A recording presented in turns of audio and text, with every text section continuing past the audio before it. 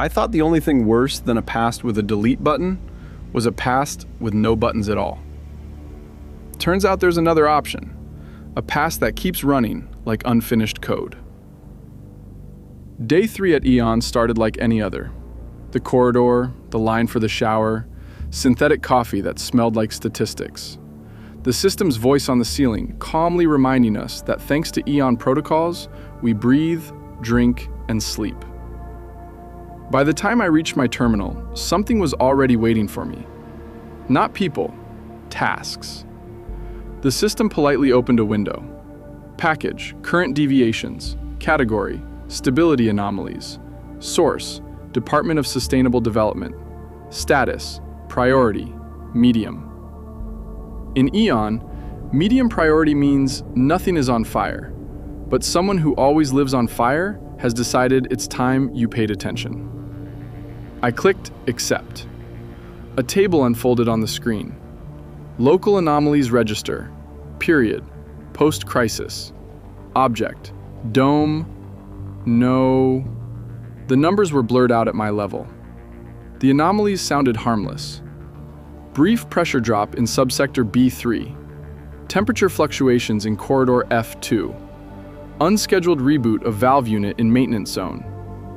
It all could have been simple, honest, post-war infrastructure fatigue. Could have. Each entry had a tiny icon next to it.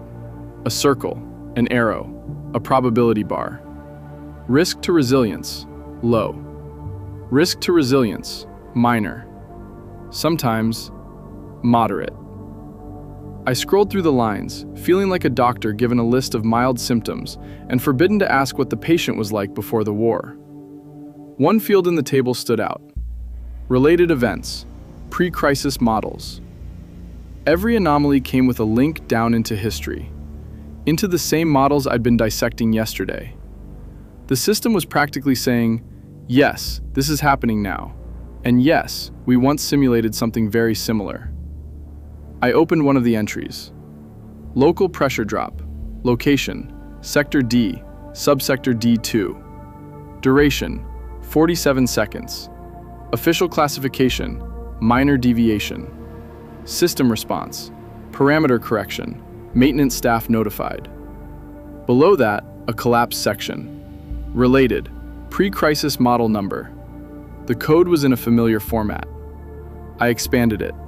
A graph, time axis, the same waveform, the same 40 to 50 seconds of pressure loss. Only the date was a year before the event. Back then it was labeled Emergency Situation Simulation. Now, Local Anomaly. I scrolled further. Temperature fluctuations. Location, Sector C, Corridor C1. Duration, 2 minutes, 13 seconds. Classification, deviation within tolerance. The pre-crisis reference described cooling system drill under simulated increased load.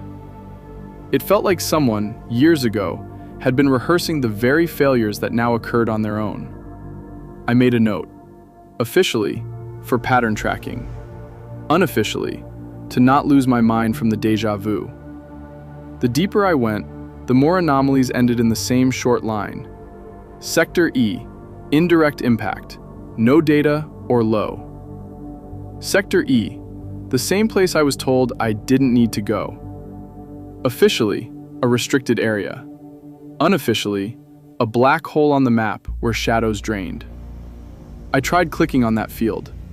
The system politely shut the door in my face. Access to Sector E data is restricted. Recommendation, continue analysis in available zones. Recommendation in Eon almost always means you won't like the alternative. I went back to the main list. Among dozens of faceless deviations, one entry looked disturbingly human. Personnel movement anomaly. Location, transfer corridor between sectors C and D. Status, closed. Comment, employee reassigned. The name was blurred at my access level. Only the role and badge class remained. Analytics, Class C, slightly below me. I automatically ran a filter, checked transfer statistics. In the last 2 weeks, This was the only record where a reassignment coincided with an anomaly. All the other transfers looked routine. This one looked like a footprint dragged across a fault line. I could have stopped there, told myself people get moved all the time, that the system always knows best, that an analyst with a Class B badge has no business being curious about someone else's status.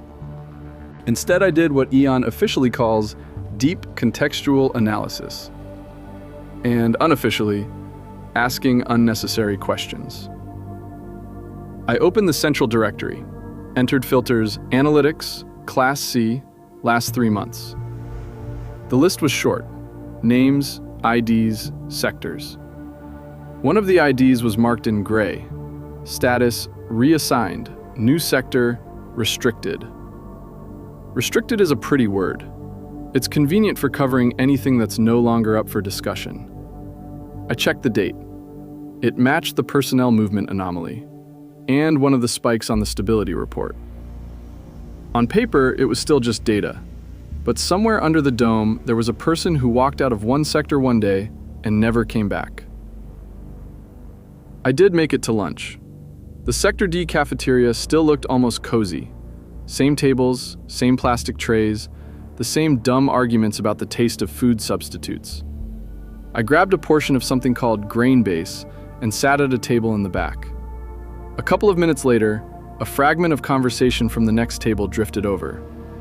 "I'm telling you, he just didn't show up." The voice was annoyed and quiet at the same time. "The system said reassigned," another replied. "So, reassigned." "The system says a lot of things," the first one stirred his food. "It's just, before, they used to tell us when someone got pulled into another sector."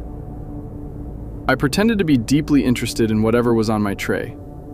"Maybe it's Sector E," a third voice, with a nervous little laugh. "No one's supposed to go there." Someone snorted. Someone changed the subject. The words stayed. When I came back to my terminal, the anomaly list looked a lot less harmless. All that was left was to finish the report, assign neat categories to the deviations, confirm that risks to resilience are low.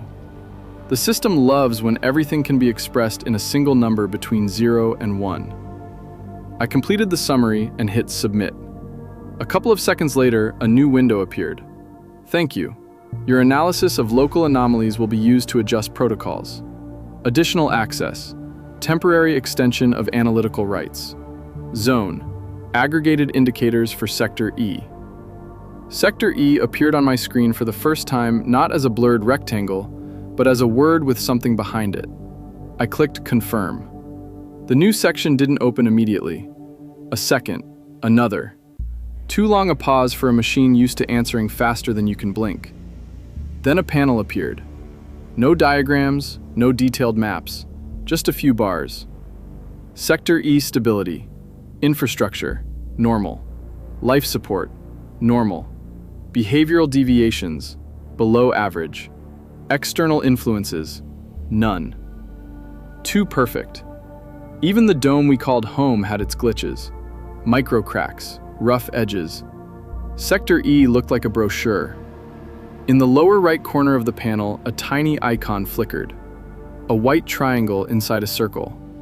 The same symbol that was on Tom's badge. And in the header of the Omega level file. And on the last frame of my previous evening. The icon blinked. For a split second, a line appeared beneath it. Initiator protocol, active. I didn't have time to blink or breathe. The line vanished. The triangle went back to being just a status icon. The screen returned to its bars of perfect stability. Inhale, exhale. My heart was counting beats for me. Somewhere above, the system's voice politely reminded everyone about dinner and the importance of proper sleep. I sat in front of the terminal thinking that Incident Zero had once been a beginning. Now this story had a next stage, and it no longer lived only in pre-crisis archives. It was alive in Sector E.